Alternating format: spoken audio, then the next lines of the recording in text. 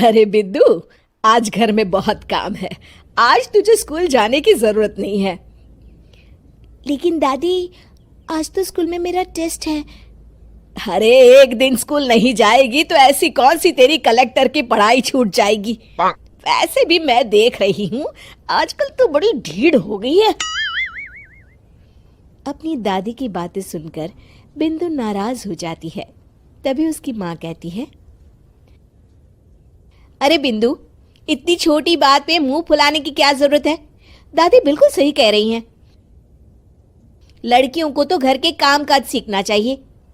अरे बहू, रमेश के लाड़ प्यार ने इसे बिगाड़ रखा है। कम से कम तू तो मेरी बात समझती है। अच्छा, मेरी पूजा का समय हो गया है, मैं पूजा करने जा रही हूँ। इतना कहकर रमेश की माँ वहां से चली जाती है। इस तरह बिंदु की दादी और माँ दोनों अक्सर उसे घर के कामों में ही उलझा कर रखते थे। कुछ दिनों के बाद राजू और बिंदु के 10वीं के रिजल्ट्स आते हैं। दोनों बच्चे दादी को अपना अपना रिपोर्ट कार्ड दिखाते हैं। शाबाश मेरे लाल, तू तो बड़े अच्छे नंबरों से पास हुआ है। तभी बिंदु कहती है, दादी मैं भी अच्छे नंबरों से पास हुई हूँ। रमेश की माँ बिंदु को अनदेखा करते हुए कहती है, हाँ हाँ ठीक है, अभी यहाँ खड़ी क्या कर रही है, सुन लिया मैंने। जाकर मेरे लिए चाय बना कर लिया। बिंदु उदास होकर चाय बनाने किचन में चली जाती है। तभी राजू कहता है,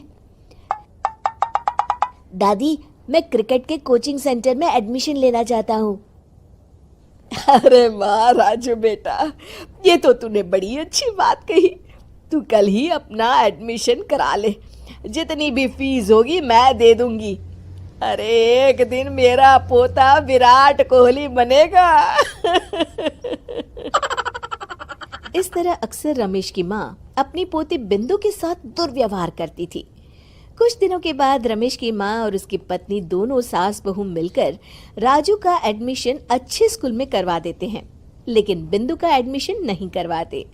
इस बात से नाराज होकर बिंदु अपनी दादी से कहती है, लेकिन दादी मुझे भी आगे की पढ़ाई करनी है। अरे क्या करेगी आगे की पढ़ाई लिखाई करके, हैं? आज से ये पढ़ाई का भूत अपने दिमाग से उतार दे। इतना कहकर रमेश की माँ वहां से चली जाती है। उस दिन के बाद से बिंदु की पढ़ाई हमेशा के लिए छूट जाती है और उसकी दादी उससे घर के सारे काम करवाना शुरू कर देती है। इस तरह उसका सारा दिन घर के कामों में ही बीत जाता था। कुछ दिन बीत जाते हैं और एक दिन रमेश छुट्टियों पर घर आता है। बिंदु को घर के काम करते हुए देख उससे कहता है, अरे बिंदु बेटा, तुम स्कूल नहीं गई? पिताजी, दादी ने मेरा एडमिशन कराने से मना कर दिया है। वे कहती हैं घर पे रहकर घर के काम करना सीख।